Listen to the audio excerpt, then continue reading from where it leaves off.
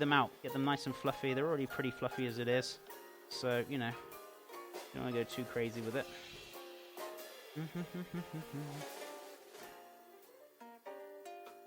There we go, that'll do. So we're gonna get our ricer out, let's turn that off, making sure that's all nice.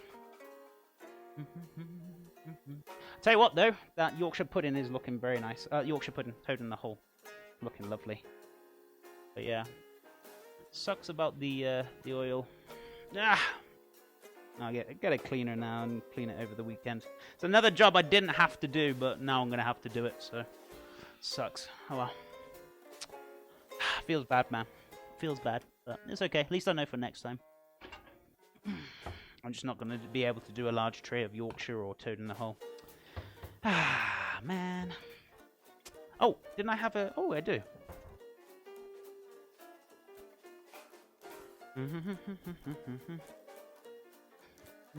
Let's give this a nice little dry out.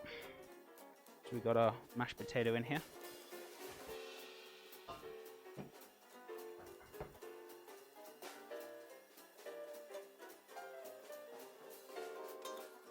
So,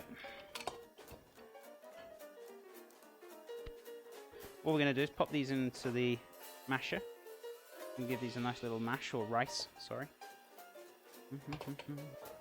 So let's close that. Push them through. Get some nice bit of clean mashed potato. Beautiful. You're in New York? There's quite a lot of thunderstorms then up in New York at the moment. Crazy.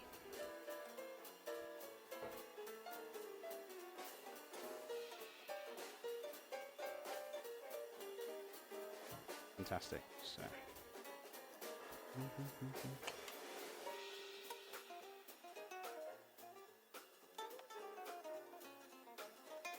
Let's pop potatoes in there. Give us another mash. I have a gas range and a proper vent hood on the vents outside, but I almost never turn the fan on. I just did a bit of research and it looks like I probably should. Yeah, you definitely should, Greg. Trust me. It is very dangerous to not have ventilation if you've got gas. I mean, it's not so bad for home use because it's usually quite small.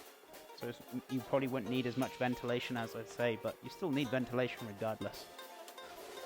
Really not good for you. As I said, the CO2 emissions... I mean, I don't mean to, like, make anyone panic or worry now, because, like, maybe some of you are like, oh, I never had ventilation on mine. What am I going to do? I mean, I'm not going to say you're going to... It's just not very good for your body to be breathing that stuff in without the ventilation, and they do not recommend it. But if you've got a stove, you've got gas, and you haven't got ventilation, or maybe speak to your landlord and say, get it sorted, because... Technically, I don't know if it's against... I'm pretty sure it's against the law. If they don't have ventilation and they've got the gas in there, they are required to have the ventilation in there. So it's really kind of important to make sure that gets done. So if you haven't got the ventilation, I'd contact your landlord. If not, if it's your own house, then I'd get something sorted if I was you. Because you don't want to be injuring yourselves or... No, it's not good in the long run, I think. Right.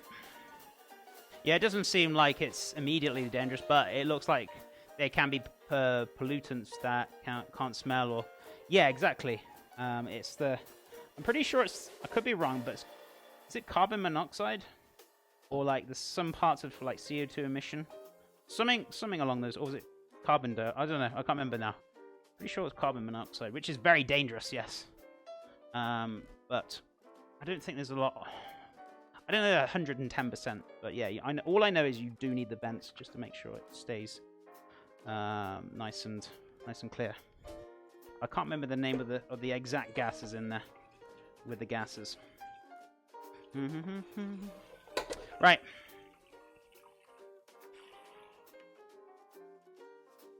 Radio. So, gonna get our masher. Where's the other masher? How's that looking? Oh, delightful. That's looking great. I mean, apart from the oil, but goodness me, look at that, guys. Looks fabulous. Wait until I pull it out. So, it's looking great, guys. Looking very great. So that's what you want. That nice little crispy batter. Perfect. Absolutely beautiful. Right, so I'm filling this up. I'm going to start making the gravy shortly, so once that comes out to rest a little bit, I'll make the gravy. I'm going to finish off the mash. We should be good for the day, guys. So, pour a little bit of this in here, just to start us off.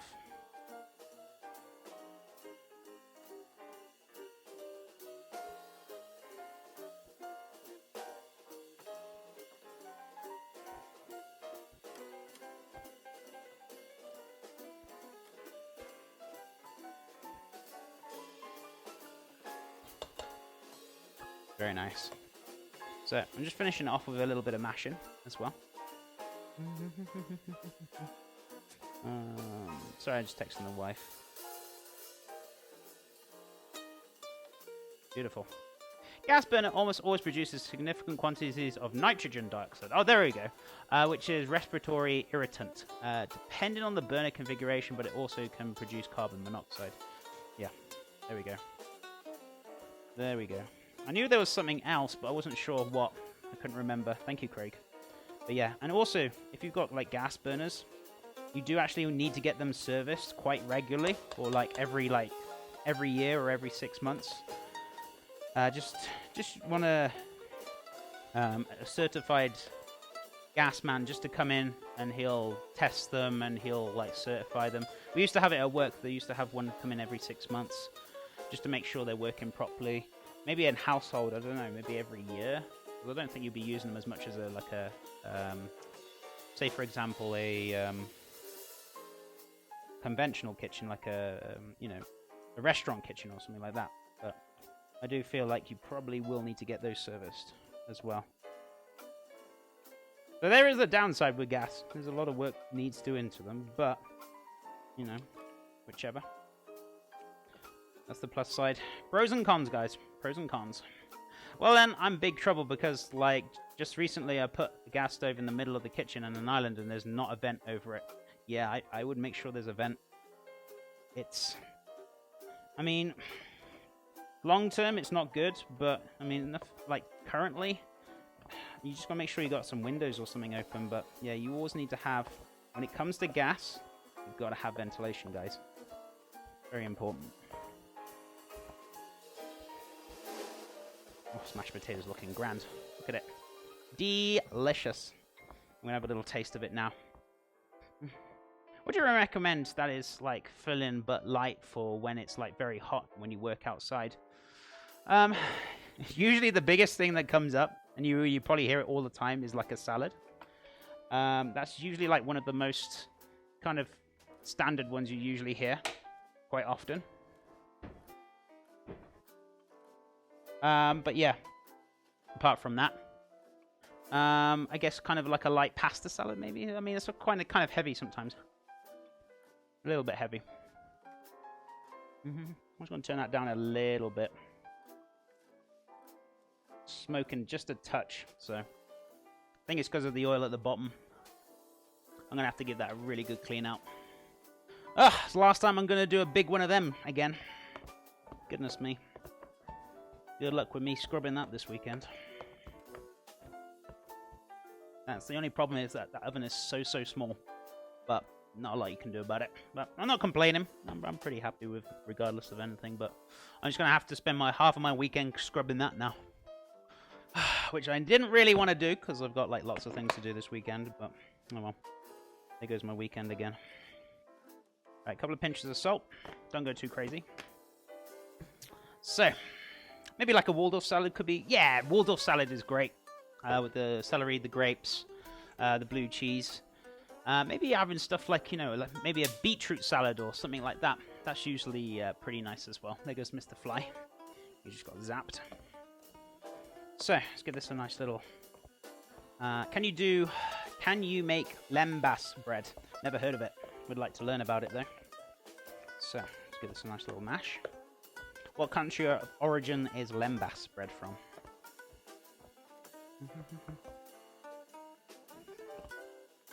Right, let's give this a nice little mash down. Got a nice, creamy, beautiful mashed potato.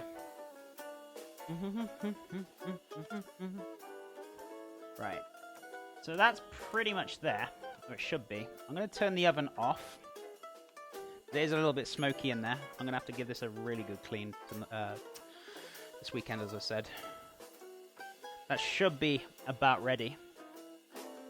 So I'm just going to leave that just to kind of finish cooking down a little bit. Actually, I'm going to just leave it on for a bit, but just on a lower heat. So... whew. Turn it down just a little bit, just to finish it off. I mean, it's just about there, to be honest with you. But yeah.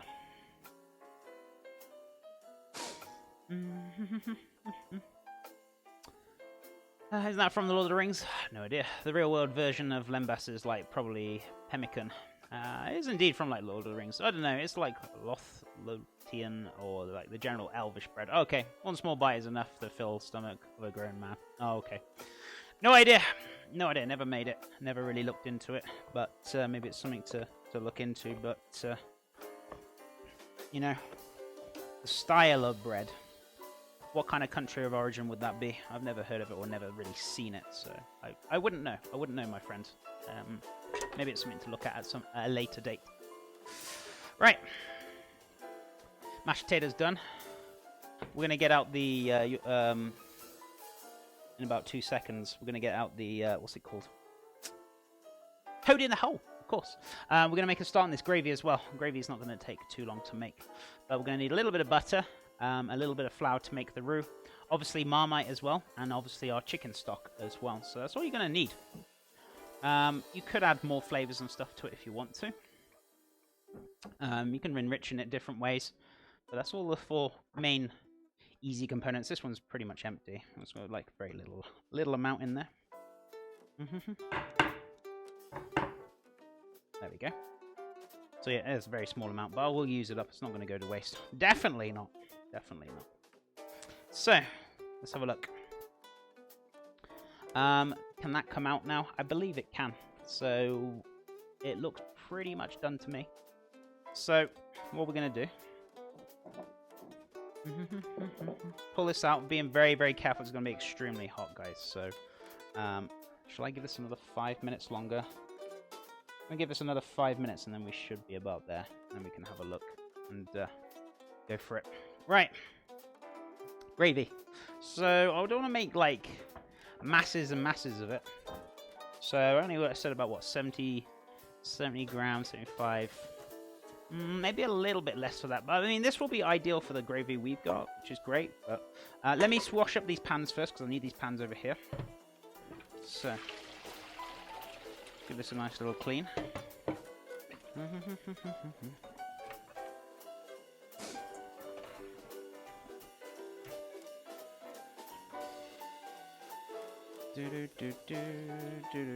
Right, fill this up.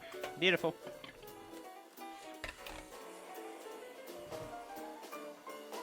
But yeah, if you did the smaller Yorkshire pudding, which is on the original recipe I've put on there, you won't have any issues with the oil. As long as you've got to find a nice deep tray to catch the oil in, you should be fine.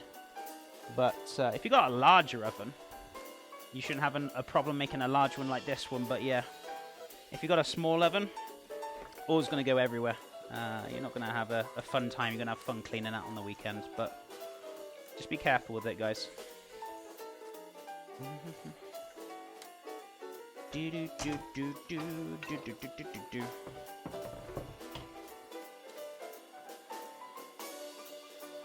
Right, where are we at now? Let's have a look. Mashed potatoes ready. Fantastic. And the gravy, which we need this pan over here. So I'm just waiting for the water to fill up so we can do a little bit of scrubbing. Magic.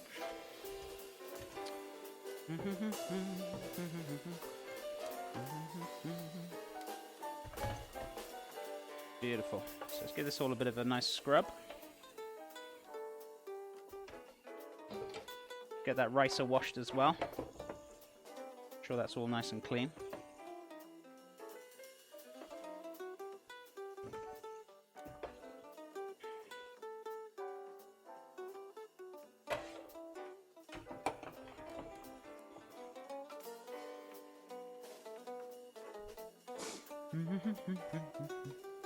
Right, okay, this is going to be ready to come out now, so I'm going to turn this off.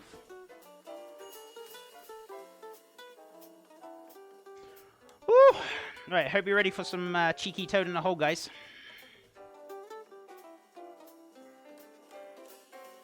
Watch that sink. Just making sure that... let's turn that off. There we go.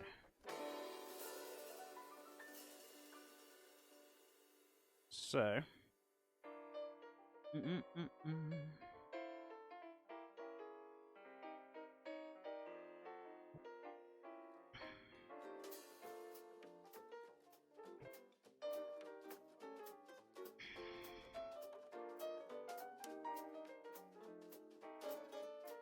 Oh. There you go. There is your cheeky toad in the hole. Very good. Very, very hot. Sausage has turned out lovely. Watch the dripping of the oil as well. Just be very careful with that. I'm just going to have to give this a super, super clean out this weekend. So I'm going to pull out these ones. I'm going to let them cool down before I pull anything out. I'll do that later. So, but yeah. There is your toad in the hole, guys. Look at that. Delicious. Crispy. That. All that crackling. Beautiful. So, can you make Rocky Mountain oysters? It's not my cup of tea. But, I mean, if you're ballsy enough to enjoy them, I mean, I'm sure you'll like them, my friend. You sound ballsy enough, good sir. Right. Give these a little bit of a wash. And a bit of a clean. Chef trolled the troll! Oh yeah, always. Always. Right. Give these a scrub. Beautiful.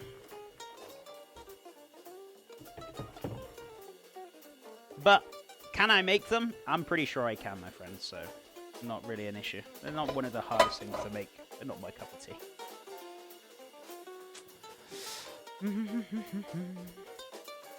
Delicious. Delicious. Right, okay. So, I'm going to take a little quick cheeky picture of this while it's still looking delightful. Just so I've got some pictures for later, and I can decide later on. Hey, Chef, what are you going to do, like, play on your Thursdays? I'm hoping we can do some Resident Evil 2, the remake, at some point, when my new PC is up and running. If I can't get it quite ready, then Thursday I'm probably going to... Actually, I think next Thursday we might be playing Borderlands 2. With Matrix again and maybe some other people. And then probably I would like to do the Resident Evil remake at some point, so not far. Hardest part is catching the ball. I think the hardest part is don't balls it up.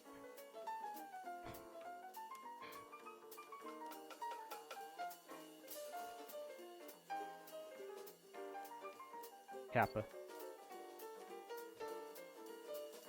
Very delightful. There we go. Come on, very nice. Oh, very nice indeed. So, gravy time. Just put that aside. So, okay, I can't look no more, my friend.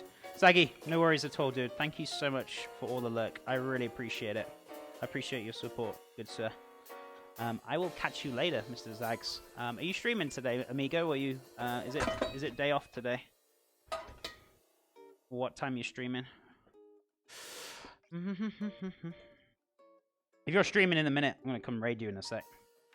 Or once we're done here. But oh, in a minute. Okay, I'll see you soon then.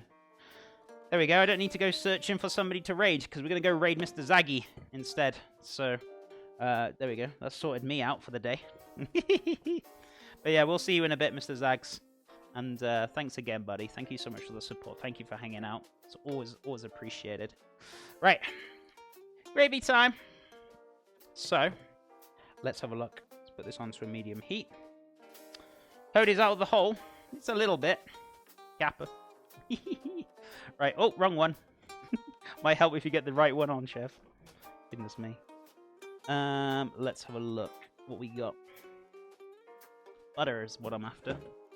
So, I want about 75 grams of butter. You what? You know, butter. Oh, butter, yeah. Something like that. So, we got about roughly 30, 35 there. Just a bit more butter here.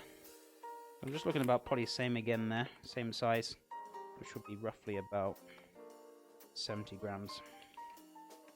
I'm doing this off the top of my head. If you guys want to weigh it, you can weigh it. It's not a problem. But I'm going to go too crazy with the gravy today. Oops! A little bit of butter on that toad.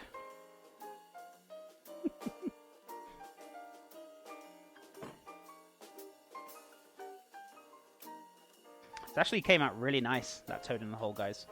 Regardless of the oil everywhere in the oven, which, you know, I'm very upset about, but actually turned out nice, crispy and crunchy. Beautiful.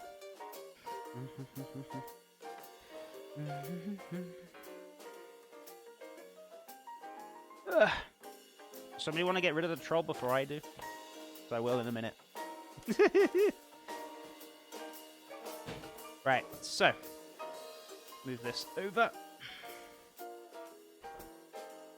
A little bit of flour.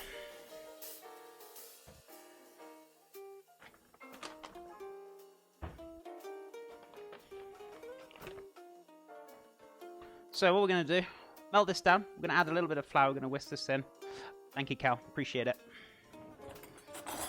Yeah, he came in the other day and he was trolling me as well. And then I thought, you know, I'll give you a second chance. Maybe you're just having a bit of an off day, but yeah, go away.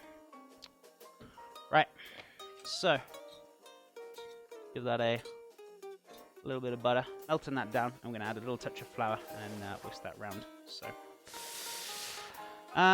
once the roux is done, we're going to cook that out for about roughly 1 minute, 1 or 2 minutes, just to cook out that floury taste. Then we're going to add that delicious Marmite or, Marmite. Once we added that, then we're going to start adding the chicken stock. And then we should be all good. Ready to go. Fantastic. He's had a second... Oh, yeah, he's had a second chance, but I didn't time him out last time. I just ignored him, but... Yeah, it's not the first time this has happened. It's not the first time.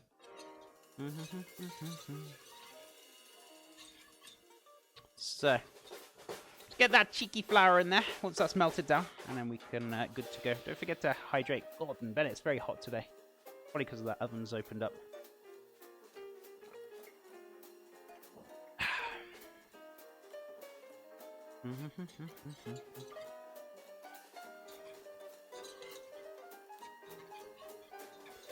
So once that's pretty much melted all the way, we're going to add that flour, mix that roux up.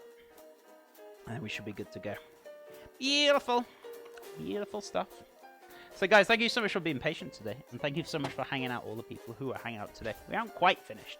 Because I've got to show you that delicious toad in the hole. I've got to give it a little taster as well. I'm going to show you that deliciousness. So, but we're not too far. We just got the gravy to do. And then we're gonna serve up some very nice food. I'm going to turn that mash on a very low heat, guys. And I'm talking like super low. So just to keep it nice and warm and hot. Because you don't want a cold mashed potato. There's nothing worse than cold mashed potato. Just keeping that nice and hot. Perfect. So roughly on about 90 grams. Always a pleasure hanging out here. I appreciate it, Cal. It's so good to see you as well today, dude. Thank you for the support as well. Always appreciated. And it's just lovely to see you, good sir. It's always a pleasure. Right, touch more flour. Just a touch more. There we go. So you're looking for like kind of that almost like sandy texture is what you're looking for. Yeah, a little bit more. A little bit more. So, and then you can start cooking that flour out.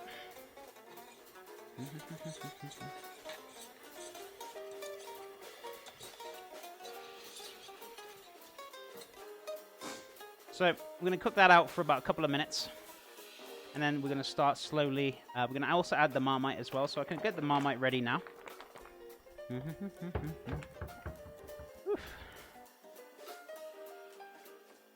Doo-doo-doo.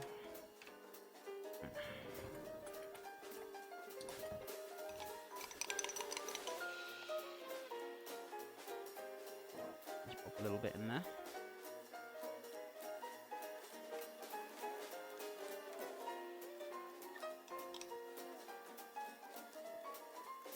So you're looking for about roughly 2 teaspoons is what you want in there. Is it possible to use... What? Hold on. Potato or rice flour for a gravy? I suppose so. I mean, the consistency might come out a little bit strange, but I've never really tried it. But possibly, yeah. Give it a bash and see what you think. If it doesn't work, then probably no, but if you're looking probably what for lower carb, is it, right? Cornstarch is a way to do it, but that comes out very glutinous and very kind of gloopy.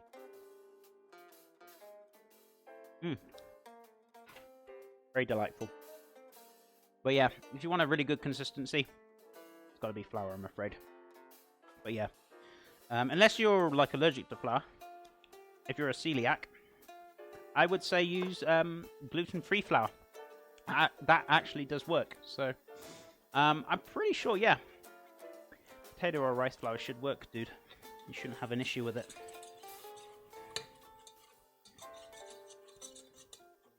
Beautiful. Okay. Ladle. Ladle, please.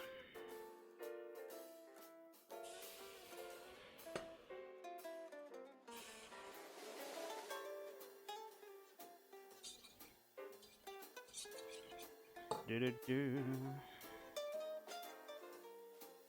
if you run out of chicken stock, you can also use a little bit of water, or if you're cooking veggies down, you can use the vegetable water, which is pretty much a vegetable stock anyway. So, you know, whatever's easiest for you guys. So you want to add little by little. Don't go adding like absolute tons, because otherwise it will go lumpy. You won't have a nice smooth finish. So just add little by little, just to make the gravy. If you add it all at once, as I said before, it's just going to end up really lumpy. You won't have that nice silky consistency that you need. So, you know, be patient with it. Little by little, as I said before. I'll give it a go, and sometime, and try to compare. Yeah, give it a bash and see what you think. I'm pretty sure. I can't remember what is like gluten-free flour. Is it rice flour or is it? I'm not sure if it's potato starch or what is actually in gluten-free flour. I can't remember. Or actually, might be a flour with that without the gluten in it. Actually, they made a strand of flour, right? I could be wrong there. But yeah, I don't see why it shouldn't. People say it's like any starch should be fine for a roux. There you go. It should be fine then. Thank you, Gaia. Appreciate it, amigo. Oh, don't splash everywhere, chef. Right. So just making sure this is all mixed up very nicely. Smells fantastic, though. That chicken stock turned out really lovely today, guys, as well. I can really smell the flavour coming off it. Got some really nice, rich, beautiful flavour. Ready for that beautiful gravy as well, so should be good. Take cover, splashing coming. I know, right? Chef is splashing about on the stove. Yeah, when you whisk it